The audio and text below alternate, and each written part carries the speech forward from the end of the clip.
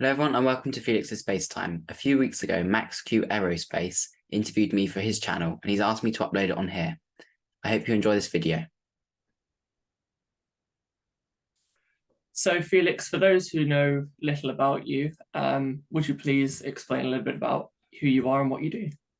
Yeah, sure. My name's Felix. I'm 14 years old and I'm the host of an educational YouTube channel called Felix's Space Time, where I interview valued members of the space community and the space industry, lots of astronauts as well.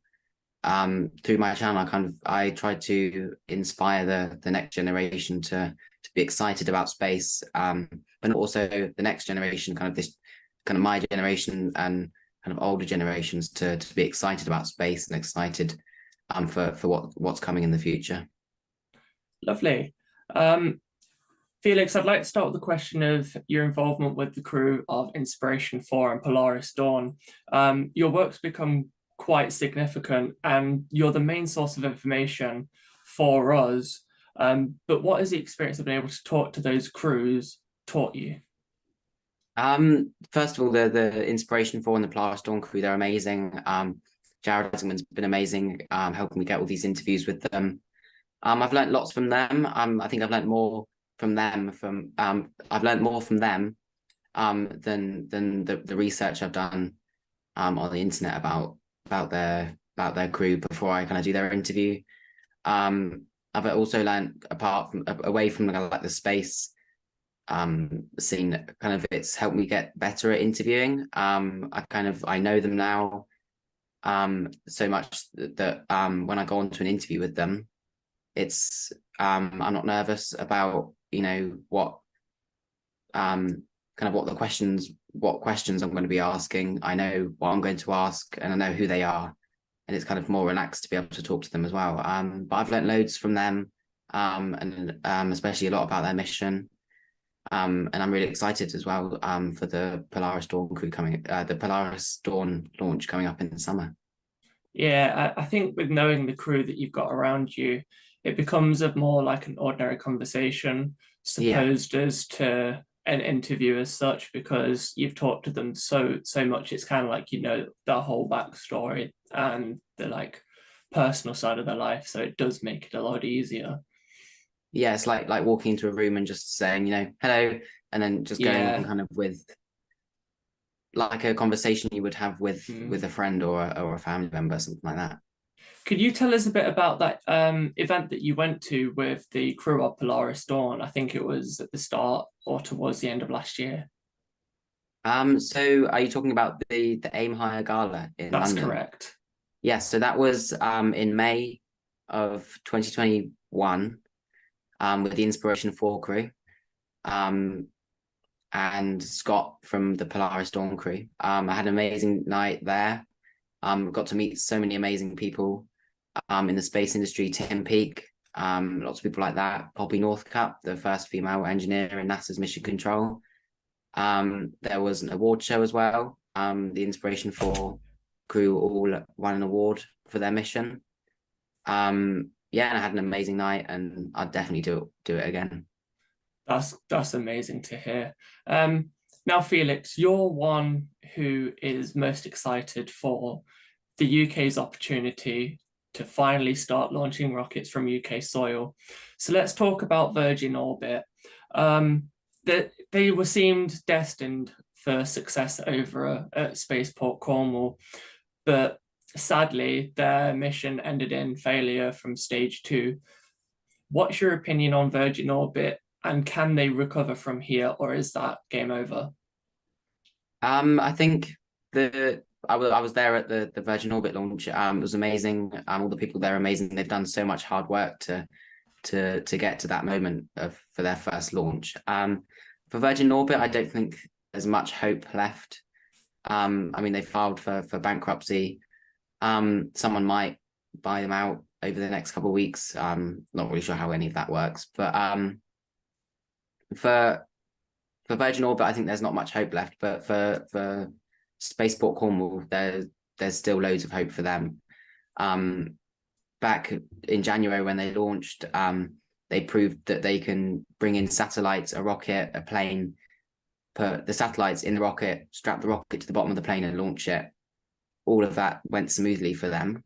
Although the satellites didn't reach orbit, that's not Spaceport Cornwall's fault. They did everything correctly how they should have done, and I think they're going to have lots more customers in the future wanting to come to launch with them. So yeah, it's definitely not the end for Spaceport Cornwall. Definitely not for UK spaceflight either. They've got the launch pads up in Scotland, which hopefully they're going to start launching this year or next year. So there's a lot of hope in it for them. Yeah, there is indeed. And I think there's people like Mike Mongo who know a lot about Spaceport Saxevord in Scotland, and obviously you've got Skyroar. So there's definitely a lot coming our way. It's just a matter of how long. But it was unfortunate for what happened to Virgin Orbit. And I really hope at some point we either see them brought out and their products still able to launch, but it obviously won't be under the branding of Virgin Orbit. Yeah, they're going to need to get a lot of work done before they can launch again. Mm-hmm. Let's move on to a very, very keen topic within the space community over the last couple of weeks. It's been announced that Starship is likely to launch on the 17th of April. Now, this was originally pushed back from the 10th, but it was announced by SpaceX themselves that they're setting up for a launch rehearsal, which is currently now 11th of April. Now, we've seen a lot of progress, and obviously everyone's keen for this to reach its destined orbital inclination. How excited are you personally for this? I'm really excited. I've been following along with the Starship program since the early prototypes launch, so SN 8 and 9. Watched them. But it's going to be good. Like Elon Musk said, there's going to be 100% excitement guaranteed. And I'm excited for the launch. Hopefully, I'm off school. It's a inset bank holiday day kind of thing on the 17th, so I'll hopefully be watching that. And how far into flight do you think they'll get? I'm not sure about reaching orbit, but I think they'll get through Max-Q. I think that one is something I'm aiming for, because obviously this is something that has never been tried before. You're talking a 33 engine booster with a 6-engine ship stacked on top. And structurally, is it plausible? That's where Max-Q comes in. We've seen it with Terran. Now we're going to see it with Starship. I think this is a similar aspect to what Relativity were looking for. Is this rocket structurally viable? And if it is, how far do they get? And what can they do from there to improve? That brings me on to my next question, because obviously Starship is now a collaboration with NASA for the Artemis missions and the Artemis program, which is obviously a joint effort between so many different launch companies. But my question is, Dear Moon has been announced, and the Artemis Lunar 2 crew has been announced, obviously Victor Glover being one of the main ones who we saw fly on Crew Dragon for his debut launch to space. What are your thoughts on the achievements of human space flight so far? Yeah, it's really exciting to see everything. Especially now that they've released the names for the Artemis 2 crew. It's all coming together. The kind of the return, humanity's return to the moon, and the Artemis generation. There's definitely, over the last 5-10 years, there's definitely been lots more activity in the space industry, even more than there already was. So it's exciting to see, and I can't wait for Artemis 2 as well. That's going to be amazing. I can't wait until they start using the lunar Starship as well. And to further talk about Dear Moon, Tim Dodd, aka the Everyday Astronaut, has been selected to fly around the moon on Starship. Now, Tim Dodd announced on a stream a few years ago he wouldn't think ever about going to space, but if he did, he'd like to fly on Starship. Now, I think everyone here will agree that Tim Dodd was the perfect candidate, and he now gets to bring his views of the moon from Starship, and he's one of the top webcast for us. He travels around in his new van. He's gone to Relativity, he's gone to Firefly, he's gone to SpaceX, and I think this is a huge achievement for Tim. Yeah, definitely. I talked to Tim Dodd a few weeks ago about it. He's really excited. He said he's gonna try his best to bring the experience of orbiting around the moon to everyone. So hopefully he's gonna, like you said, bring us some amazing views. And tell us a bit about how this pizza deal came about between you and Tim, because I've seen it circulating on Twitter that if you do end up going down to Florida, he'll finally take you out for that pizza. Tell us a bit about that. It's not very clear, but in my head, but it was, I did a stream a couple months ago. It was back late 2022. Yeah. With Mary Liz from Cosmic Perspective. They were doing an album release, amazing album. But Tim Dodd was in the chat talking about something. I've completely forgotten. But he said if so and so happens, I'll take so and so out for pizza. And that thing happened. And so now I'm hopefully gonna have pizza with him when I go to Florida. That's going to be an amazing thing, and I'm sure you're going to bring us so many different more interviews with him in Florida, and hopefully you're going to witness your first Falcon 9 launch in person, with that being Polaris Dawn. Yeah, I'm really excited for that. And a big thank you to everyone who's donated to help me get some gear to share the experience with everyone. And also a big thank you to Jared Isaacman, who's being a big help with this whole thing. I'm really excited for it. I'll link the GoFundMe page at the description of the video for people to go and donate to. And please, if you have the money to, please go and donate to Felix. He's going to bring us so many different contents, different interviews, hopefully, and some amazing launch footage of Polaris Dawn. So fingers crossed, Felix, it comes around. And is it July they're aiming for? So the rough date was summer. So that'll be July or August, hopefully. Yeah, my guess it's very soon. I'm guessing kind of, from my guess for the launch date is probably late July, early August. Yeah, so it's coming soon, very soon.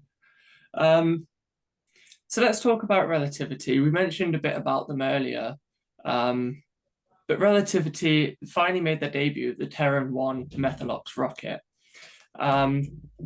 It made it past Max-Q, which proved the hypothesis that 3D printed rockets are structurally viable. So do you think we will see more launches switching to 3D printing? I don't think that we'll see companies switching to it, but I definitely think we'll start seeing companies popping up that are going to use this. Kind of from the get-go, using the 3D printing. But I think there's still lots to be proven yet. If it can go up, if it can orbit, I definitely think they've got a lot of hope in it. I hope in 3D printed rockets. And you never know, maybe we'll see more companies pop up who are using this new technology. We know that companies like Rocket Lab use 3D printings for their Rutherford engines. Yeah. And it's now a case of, okay, so Relativity proved that 3D rockets are structurally viable.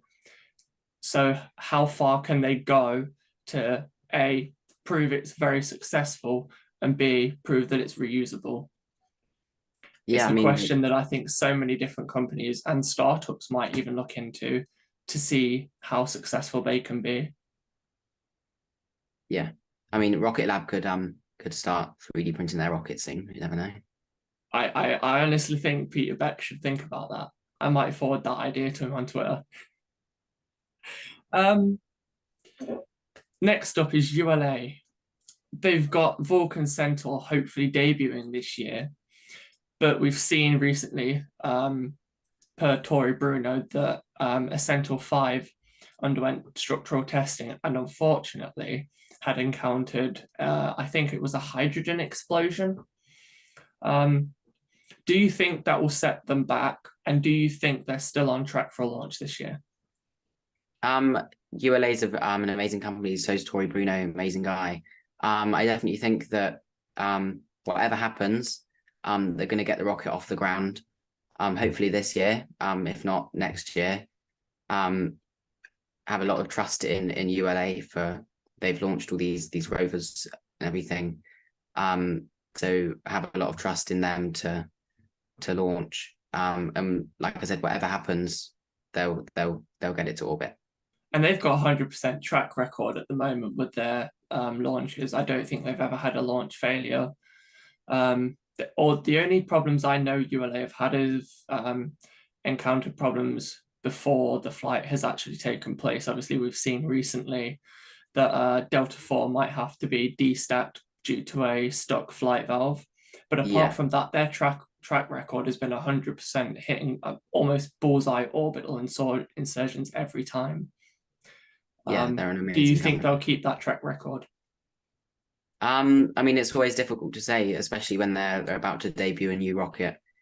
Fingers crossed it all goes well and they keep their track record, but if they don't, that's space is hard. But they'll always recover from it. They have an amazing team, and yeah, whatever happens, they'll get to orbit. We'll be cheering them on every step of the way. Yeah, definitely. Absolutely. Let's talk about Falcon 9. Obviously, last year they went for, I think it was just about 70 launches. This year they want to go for around 100. How long do you think it will be before Falcon 9 is phased out for Starship? And do you think 100 launches in a year is feasible? By the looks of it so far, I definitely think they'll get to their 100 launches by the end of the year. But I think it's going to be a while until they completely phase out, if they ever do. If they ever do phase out Falcon 9 for Starship, it's going to take a while. They need to get Starship off the ground first, in one piece, and into orbit and then back. So they've got a lot to prove until they can start putting satellites in it and for companies. And I definitely think it's not going to be anytime soon. I think that they phase out Falcon 9 for a Starship. Yeah, it's gonna be a while. Yeah, I think Falcon 9 is now becoming one of the most reliable US rockets that's ever been built. And obviously now they've got over 100 successful consecutive booster landings, and I don't think that's going to go anywhere time soon. Yeah. So let's forward a question to you then, Felix. What are you most excited for in the future of spaceflight, and how many companies do you think will make the cut? I'm really the things I'm most excited for at the moment. There's the Starship orbital flight. Hopefully next week, the 17th. I think lots more companies once space is more accessible. I think a lot more companies will start kind of weighing in for the opportunity to create something and send it to space.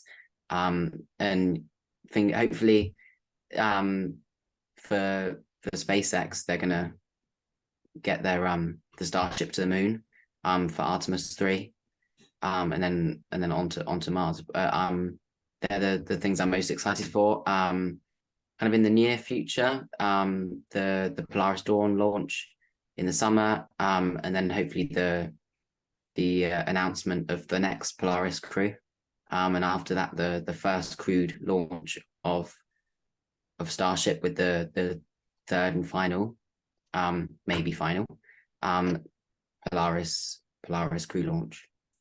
Let's hope it stays that way, and I'm definitely excited for Polaris. I think Polaris have got an incredible team, and I look forward to all the content you're hopefully going to be able to bring us from Florida, live from the Kennedy Space Center with the crew. Yeah. I wish you all the best, and I hope you have a lot of fun. I look also forward to the content with Tim Dodd eating pizza. Thank you very much for the time you've taken to talk to me again, and I hope we can catch up again in the near future. Felix, thank you very much. Thanks for watching. If you enjoyed this video, don't forget to like and subscribe. Bye.